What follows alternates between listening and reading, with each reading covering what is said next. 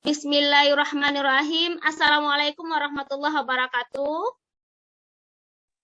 Waalaikumsalam warahmatullahi wabarakatuh. Alhamdulillah, terima kasih banyak Ananda semuanya sudah bergabung di kelas ini, di kelas Ibu, pada mata kuliah Perkembangan Masyarakat Indonesia. Alhamdulillah kita juga bisa bertemu hari ini pada pertemuan yang kedua ini tentang masyarakat dan perkembangan. Nah, gimana, sudah hadir semuanya? Hadir, Bu. Sudah hadir ya, Alhamdulillah semua sudah hadir, berarti sudah bisa kita lanjutkan. Nah, minggu lalu ada tugas sudah dikumpulkan, semuanya sudah dikumpulkan ke e-learning karena hari ini tadi jam 7.00 itu sudah terakhir pengumpulan tugas. Semuanya sudah dikumpulkan ya tugas untuk pertemuan yang kedua? Sudah, Bu. Ya, terima kasih, Alhamdulillah. Kemudian kita masuk materi. Sebelum kita masuk materi, Ibu ingin tanya ini, masih ingat enggak pertemuan kita lalu bahas tentang apa? Minggu lalu kita bahas kontrak kuliah, Bu, sama pemberian tugas. Oh, masih. Di Sylvia ini bagus ya, masih connect. Ingat, jadi karena minggu lalu kita bahas tentang kontrak perkuliahan. Jadi Nanda juga harus ingat harus berjanji sesuai dengan kontrak yang sudah kita sepakati sehingga perkuliahan kita selama 16 kali pertemuan ke depan juga nanti berjalan dengan lancar. Ibu jelaskan sedikit tentang deskripsi mata kuliah Perkembangan Masyarakat Indonesia. Nama mata kuliahnya adalah Perkembangan Masyarakat Indonesia yang terdiri dari 3 SKS. Mata kuliah ini Ibu tim teaching dengan pertama Ibu sendiri Felisiska MPD, kemudian Ibu Meldawati MPD dan Bapak Wibi Wijaya MPD. Mata kuliah ini merupakan mata kuliah prasyarat. Jadi Ananda harus lulus dulu mata kuliah pengantar sejarah, setelah itu baru mengambil mata kuliah ini. Paham ya anak-anakku? Kemudian Ananda, deskripsi singkat mata kuliah Perkembangan Masyarakat Indonesia adalah mata kuliah ini mengkaji tentang perkembangan kehidupan masyarakat Indonesia berdasarkan pembabakan sejarah Indonesia, yakni perkembangan masyarakat tradisional Indonesia, masyarakat prakolonial, masyarakat kolonial, awal kemerdekaan, masa Orde Lama, masa Orde Baru, dan era reformasi. Perkembangannya dilihat berdasarkan aspek ekonomi, sosial budaya, politik, dan pendidikan yang dikemas dalam dimensi ilmu pengetahuan sosial. Oke, kita lanjut materi kuliah kita hari ini. Oke, sebelum kita masuk ke materi, hal yang pertama yang harus kita pahami adalah capaian pembelajaran atau hal-hal yang harus yang mampu mahasiswa lakukan setelah mempelajari materi pada hari ini. Yang pertama, mahasiswa mampu menyimpulkan konsep masyarakat untuk memahami perkembangannya. Yang kedua, Ananda semuanya mampu mengidentifikasi tipe-tipe masyarakat. Kemudian mampu menganalisis ciri-ciri masyarakat, dan yang terakhir menelaah sejarah perkembangan masyarakat. Artinya sesuai dengan periodisasi kita di periodisasi Indonesia. Ananda semuanya, untuk sistem perkuliahan, metode pembelajaran yang kita gunakan hari ini adalah metode tanya jawab bervariasi picture and picture, ceramah dan resitasi. Media pembelajaran yang kita gunakan adalah Zoom meeting sekarang, kemudian WhatsApp, kita tadi instruksikan kuliah itu melalui WhatsApp, kemudian e-learning untuk nanti penugasan, dan YouTube sebagai video pembelajaran.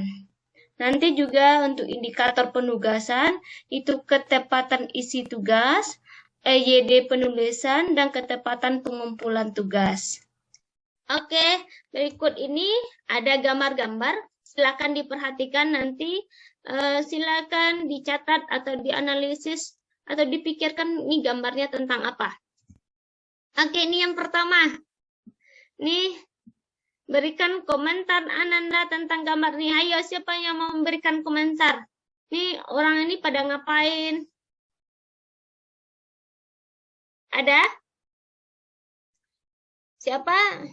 Anissa mau memberikan komentar tentang gambar ini?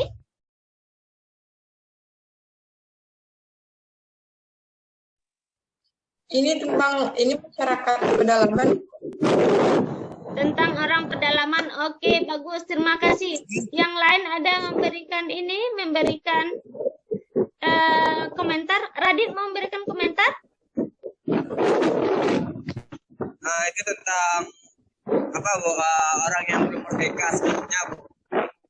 Oke, terima kasih Radit. Satu lagi, ada yang mau memberikan komentar? Ini belum, sebelum ini yang tadi. Ada? Ada? Tidak ada? Oke, kita lanjutkan bagian yang kedua. Ini dia. Ini ada yang memberikan analisisnya, komentar, atau apa yang dipikirkan tentang gambar ini? Bu, izin memberi komentarnya, Bu. Oke, terima kasih. Silakan Rubia. Pada gambar ini bisa kita lihat bahwa di sana mereka melakukan kerjasama. Masyarakat ini berkumpul untuk melakukan pekerjaan yaitu bercocok tanam. Jadi dengan bercocok tanam ini mereka memenuhi kebutuhannya dan bekerja sama serta melakukan komunikasi dan interaksi. Sekian, Bu.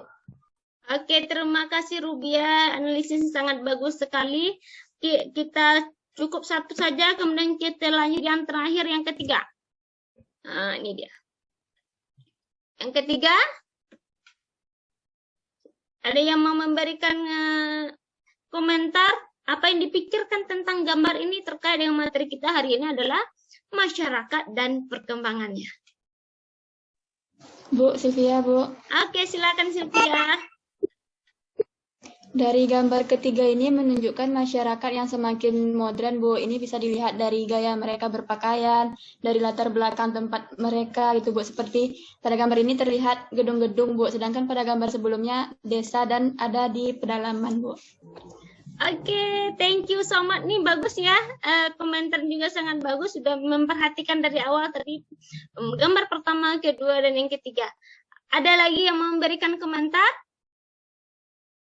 Oke, jadi semua komentar, pemikiran Anda tentang gambar-gambar ini semuanya bagus-bagus, mulai dari Anissa, Raditya, Rubia, dan Sylvia. Benar bahwa dari gambar yang ketiga gambar tadi, jika kita hubungkan, kita akan melihat bagaimana perubahan perkembangan masyarakat. Itu mulai dari yang mereka tidak punya pakaian, kemudian mereka hidup dengan sangat sederhana, kemudian mereka sudah mulai ada kerjasama, sudah bercocok tanam, dan sampai pada kehidupan pada hari ini menjadi masyarakat modern yang serba penuh dengan teknologi dan digitalisasi. Nah, sebelum itu kan kita selalu bicara tentang masyarakat yang pramodern, masyarakat yang tadi sudah bercocok tanam, sudah bermasyarakat, kemudian juga masyarakat modern. Nah, kira-kira apa sih itu masyarakat? Bu, Isa, Bu.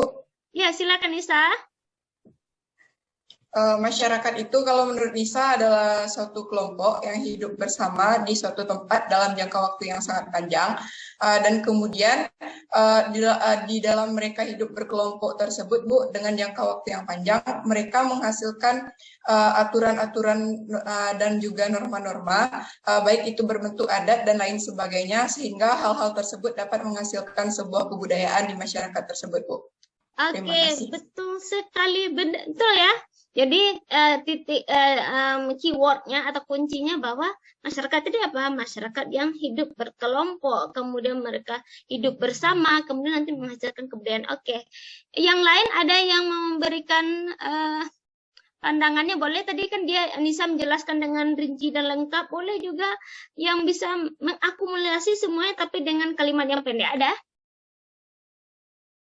Mau panjang? Bu, Sylvia, Bu. Ya, silakan Sylvia. Menurut analisis Sylvia, Bu, masyarakat itu kumpulan individu yang saling berinteraksi dan membentuk suatu kelompok, Bu. Nanti memiliki aturan dan norma yang mengatur dalam kehidupannya itu, Bu. Oke, terima kasih Sylvia. Jadi kita kunci ya jawaban dari Anissa dan Sylvia. Semua sudah memenuhi kriteria apa yang dikatakan oleh masyarakat. Jadi masyarakat itu adalah sekelompok manusia yang hidup bersama dalam jangka waktu tertentu. Kemudian yang nanti melahirkan norma aturan-aturan dalam masyarakat dan pada akhirnya ujungnya melahirkan sebuah kebudayaan atau melahirkan sebuah peradaban. Maka peradaban tidak akan lahir jika tidak ada masyarakat. Oke, ini dia kalau kita lihat dari para ahli bahwa yang mengatakan masyarakat itu katanya berasal dari istilah socius, artinya kawan, itu dalam bahasa Inggris. Nah, kemudian ahli sosiologi mengatakan bahwa masyarakat itu atau community itu adalah sebuah desa. Tadi kan kita ini kan pengertian masyarakat. Masyarakat yang tinggal di suatu tempat dia hidup bersama. Masyarakat desa kan tinggal bersama. Itu masyarakat kota, suku, negara. Apabila suatu kelompok itu baik besar maupun kecil hidup bersama, memenuhi kepentingan hidup bersama, maka disebut sebuah masyarakat. Nah, pertanyaannya hari ini, apakah kumpulan orang yang ada di Universitas PGRI Sumatera Barat bisa dikatakan sebuah masyarakat? Dia hidup bersama enggak? Artinya dalam keseharian, itu dalam kelas, misalkan Anissa di kelas itu bersama-sama enggak? Ada aturan yang berlaku enggak? Iya, Bu. Ada. Iya, Bu. Tuh. Oke, jadi artinya STQ PGRI masyarakat juga bisa disebutkan sebuah masyarakat STQ Universitas PGRI Sumatera Barat karena dia terdiri dari kelompok tertentu. Mereka juga punya tujuan yang sama dalam artian sebuah lembaga. Dan ini juga punya aturan. Apakah aturan dari Universitas PGRI Sumatera Barat sama dengan aturan di rumah kita? Tentu berbeda, dia punya aturan-aturan tersendiri. Namun kalau masyarakat Kota Padang, apa disebut sebuah masyarakat? Betul, dia adalah sebuah kelompok masyarakat Kota Padang, masyarakat Sijunjung, kemudian masyarakat Minangkabau, dia bisa katakan sebuah masyarakat. Oke, konsep masyarakat sudah paham ya? Sudah, Bu. Oke, kita lanjut. Nah, ini dia tadi. Masyarakat adalah sekelompok manusia. Keywordnya itu, kata kuncinya, apa itu masyarakat? Adalah sekelompok manusia dalam suatu tempat dan saling bergaul, saling berinteraksi satu dengan yang lain dalam jangka waktu yang lama. Sehingga memunculkan aturan adat, aturan berupa aturan tertulis maupun tidak tertulis dalam bentuk sebuah kebudayaan. Nah, norma aturan yang berlaku itu nanti melahirkan sebuah kebudayaan. Jadi keyword ataupun kata kunci jika ada yang mengistilahkan masyarakat, tahu enggak apa itu masyarakat? Kita sudah bisa jawab bahwa masyarakat itu adalah kumpulan manusia yang saling berinteraksi, hidup bersama, dan dia punya aturan norma yang berlaku dan nanti akan melahirkan sebuah kebudayaan. Oke, kita lanjutkan. Nah, bagaimana? Ternyata masyarakat itu juga punya tipe-tipe. Ada 4 tipe dari masyarakatnya. Ada masyarakat anti-ligasi dan masyarakat ligasi.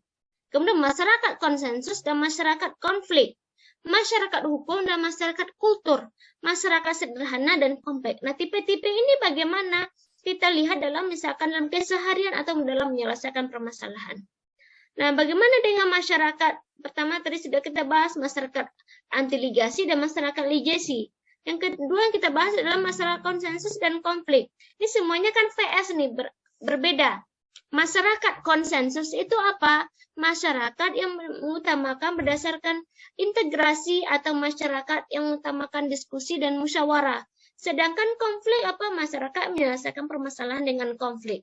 Contohnya bagaimana, Ibu? Nah, contohnya itu bisa misalkan kita lihat bagaimana ketika masyarakat prasejarah dalam keseharian atau masyarakat yang punya konflik itu misalkan menyelesaikan permasalahan dengan perang. Kemudian konsensus itu segala sesuatu itu ada yang diskusi dan duduk bersama. Itu adalah masyarakat konsensus dan masyarakat konflik. Kemudian masyarakat hukum dan masyarakat kultur. Ini biasanya identik dengan antara masyarakat kota dan masyarakat desa. Masyarakat kota itu dia cenderung menggunakan hukumnya hukum tata negara, hukum yang berlaku di negara ini. Dia ada yang tertulis, misalkan jalur polisi dan lain sebagainya. Sedangkan masyarakat kultur, masyarakat yang menyelesaikan permasalahan lebih kepada resolusi konflik, menyelesaikan permasalahan lebih kepada ke hukum-hukum adat.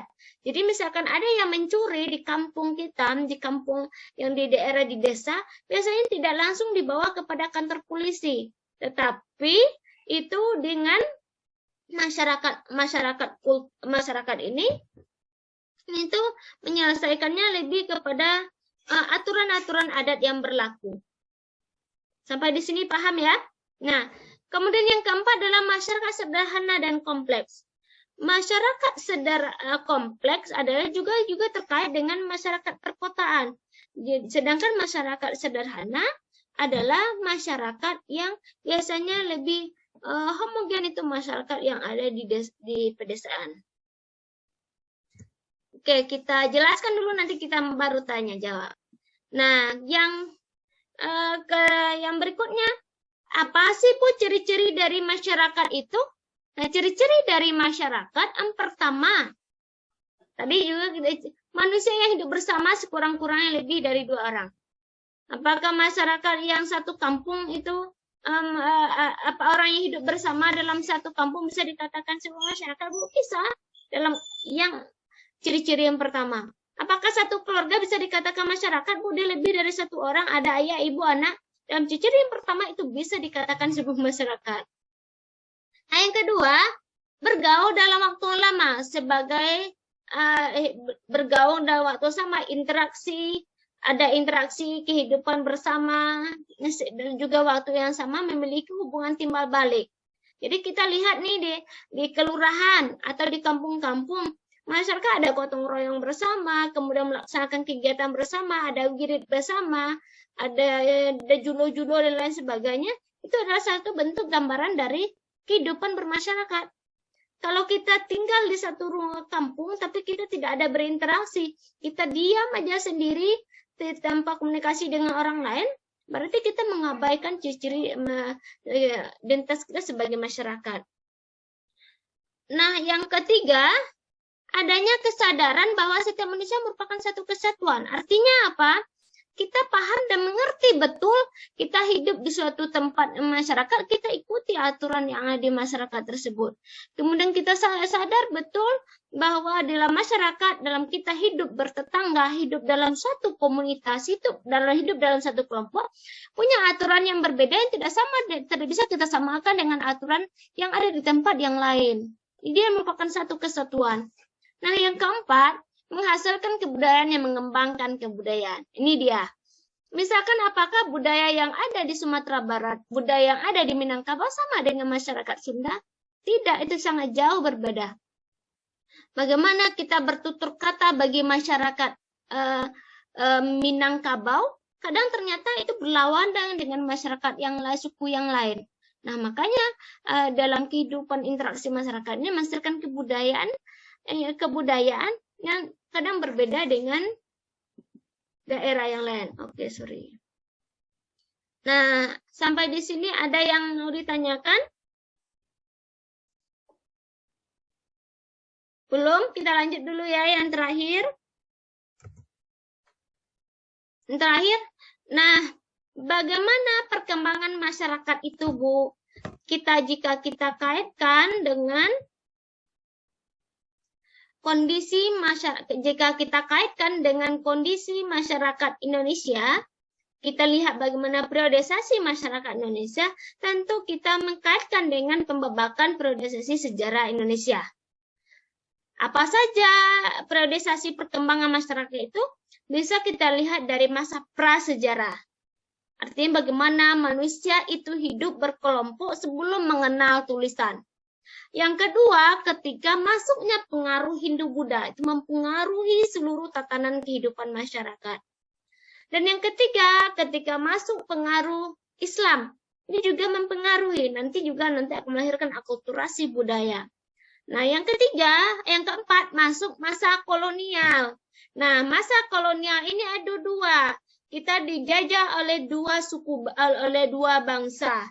Yang pertama dijajah oleh negara Belanda atau dijajah oleh Belanda, kemudian yang kedua oleh Jepang. Nah, baru masuk pada masa awal kemerdekaan. Masa awal kemerdekaan itu masa peralihan yang luar biasa, dan juga pada masa revolusi itu mempengaruhi perkembangan masyarakat. Baik itu perkembangannya secara ekonomi, secara sosial, budaya, politik, pendidikan, dan lain sebagainya, itu sangat mempengaruhi. Kemudian masuk pada masa demokrasi parlementer, demokrasi terpimpin itu sebagai akhir dari masa Orde Lama. Kemudian masuk rezim Orde Baru. Dia juga yang mempengaruhi pola dan tatanan masyarakat. Dan terakhir sampai hari ini adalah masa reformasi. Nah, setiap perkembangan periodisasi ini, setiap perkembangan pembabakan sejarah ini, itu kondisi masyarakat juga mengalami perubahan. Nanti bertanya, nah bagaimana kita melihat perubahannya, Bu? Yang kita lihat dari bidang apa? Nah, ya nanti pada pertemuan-pertemuan berikutnya, ini hari ini adalah garis besarnya. Pada pertemuan berikutnya kita akan membahas dulu bagaimana kondisi masyarakat pada masa prasejarah. Di bidang apa? Yang kita lihat terutama dalam menyangkut kehidupan sehari-hari itu di bidang ekonomi. Kemudian yang kedua, kehidupan sosial budaya, bagaimana masyarakat itu mereka hidup berdampingan, seperti apa sih masyarakat prasejarah itu, apakah seperti masyarakat hari ini, atau bagaimana, nanti kita bahas. Nah, kemudian kita bahas dari sistem politiknya, siapa sih pemimpinnya, siapa yang menjadi pemimpin pada masa itu. Kemudian nanti kita yang kita bahas lagi, pada sistem pendidikan, bagaimana sistem pendidikan, apakah sudah ada pendidikan, ternyata nanti kita bahas. Dan kemudian juga pada yang terakhir pada sistem politiknya, kemudian politik dan pendidikan, itu kita bahas per ininya yang per pembabakan sejarah dan materi yang kita bahas minggu depan. Oke, sampai di sini ada yang mau ditanyakan? Bu, izin bertanya, Bu. Oke, silakan, Rubia. Dari pembahasan tadi kan, seperti dari pada gambar yang awal, sudah terjadi perubahan-perubahan yang ada. Sama-sama kita ketahui bahwa di Indonesia ini merupakan terdiri dari banyak pulau-pulau dan daerah, di mana daerah tersebut ada daerah tertentu yang tidak memiliki perkembangan. Mereka mengalami ketertinggalan karena beberapa hal, misalnya mereka adanya kendala jaringan, kendala berbagai alat informasi yang jauh ketertinggalan dari masyarakat kota. Masyarakat kota yang sudah berkembang sangat pesat, sementara mereka informasi-informasi yang ada di luar mereka tidak mengetahui. Salah satunya karena kendala jaringan. Itu karena mereka di posisi atau di daerah yang tertinggal. Jadi dalam hal ini dan permasalahan ini, siapa yang berperan di dalamnya? Untuk mereka itu jauh lebih tahu informasi di luar. Mereka tidak mengalami ketertinggalan karena keadaan tersebut. Siapa yang berperan di dalamnya untuk membawa perubahan yang lebih baik pada kehidupan mereka. Sekian, Bu. Terima kasih.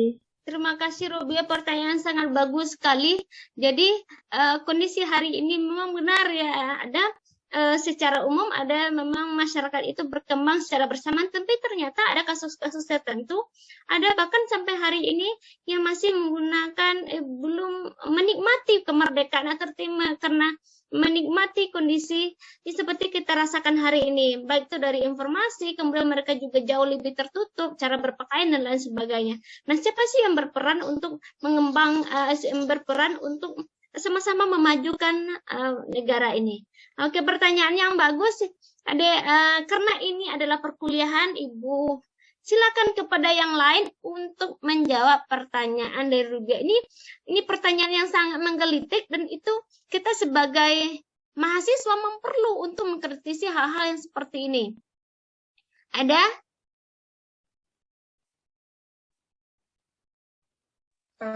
Izin, Bu. Nisa coba jawab, Bu. Oke, terima kasih, Nisa. Silakan. Baik, terima kasih atas pertanyaannya, Kak Rubia. Untuk pertanyaannya, kalau menurut Nisa sendiri ya, Kak, yang bisa merubah yang bisa merubah kehidupan suatu masyarakat itu, kalau bagi Nisa sendiri, itu adalah masyarakat yang berada di dalam lingkungan itu sendiri. Kenapa? Di sini coba Nisa singgung tentang perkembangan masyarakat pada masa prasejarah atau pada masa sebelum manusia itu mengenal tulisan. Nah, sebelum manusia itu mengenal tulisan, masyarakat pada saat itu hidup secara nomaden dengan cara berpindah-pindah dari suatu tempat ke tempat yang lain untuk memenuhi kelangsungan hidupnya, untuk mencari makanan dan dengan cara berburu dan lain sebagainya. Akan tetapi seiring dengan perkembangan zaman, seiring dengan perkembangan volume otak manusia, maka mereka setelah adanya masa zaman prasejarah tersebut atau setelah melewati masa tersebut, jadi manusia tersebut telah mampu melakukan bercocok tanam, tinggal menetap, dan lain sebagainya. Nah, jadi di sini kalau untuk yang terkendala jaringan tadi, mungkin nantinya masyarakat yang berada di satu tempat tersebut mampu menerima kebudayaan yang baru yang masuk ke dalam lingkungan masyarakatnya. Akan tetapi masyarakat yang ingin menerima sebuah kebudayaan baru tersebut terlebih dahulu harus menyaring dan juga memikirkan dampak positif dan juga negatif bagi masyarakat, dampak positif negatif yang akan mereka terima gitu. Jadi mereka tidak menerima secara penuh gitu kebudayaan baru yang masuk, tetapi mereka juga akan menyaring dampak positif dan juga dampak negatifnya, sehingga kebudayaan yang sudah mereka ciptakan sendiri di lingkungan mereka juga tidak akan menjadi punah atau rusak. Mungkin sekian dari saya, Bu. Terima kasih. Oke, terima kasih. Terima kasih yang sudah berpartisipasi. Silakan siapa yang bisa membantu untuk menyimpulkan apa sih kesimpulan atau inti dari diskusi kita hari ini. Bu, izin menyimpulkan. Oke, silakan Rubiah. Baiklah, adapun kesimpulan dari materi kita hari ini yaitu masyarakat itu adalah sekelompok manusia yang hidup bersama, sehingga dari kebersamaan mereka tersebut memiliki adanya identitas, norma. Dari norma dan identitas tersebut terdapatlah atau lahirlah sebuah kebudayaan. Masyarakat juga hidup bersama dan berkumpul karena mereka saling membutuhkan antara satu dengan yang lain dalam memenuhi kebutuhan hidupnya. Karena kita ketahui bahwa manusia itu tidak bisa hidup sendiri dan tidak bisa hidup tanpa manusia yang lain. Jadi mereka saling mempengaruhi, saling membutuhkan dalam menjalani kehidupannya dan memenuhi kebutuhan hidupnya. Selanjutnya, perkembangan masyarakat itu terdapat beberapa perubahan. Dari perubahan-perubahan tersebut, dari itu perubahan prasejarah, sehinggalah pada era reformasi saat sekarang ini. Mungkin sekian, Bu, kesimpulan dari saya. Terima kasih. Oke, terima kasih Rubiah. Jadi sudah sangat lengkap ya bagaimana definisi dari masyarakat tersebut yang harus kita ingat, kemudian kita internalize bagaimana pembebakan perkembangan masyarakat di Indonesia. Kalau Ibu menyimpulkan sama dengan Ananda, tapi Ibu ambil yang sedikit saja, itu masyarakat merupakan kumpulan orang yang hidup bersama, memiliki identitas norma, kemudian yang masyarakat di Indonesia, itu perkembangan masyarakat Indonesia mulai dari zaman prasejarah sampai era reformasi. Oke, nah yang terakhir dari perkuliahan kita adalah tugas. Seperti Ibu sampaikan di pertemuan pertama, kita nanti memiliki tugas individu yang dikerjakan sendiri. Ini dia tugasnya. Kemarin juga Ibu sampaikan bahwa kita ada tugas mini riset.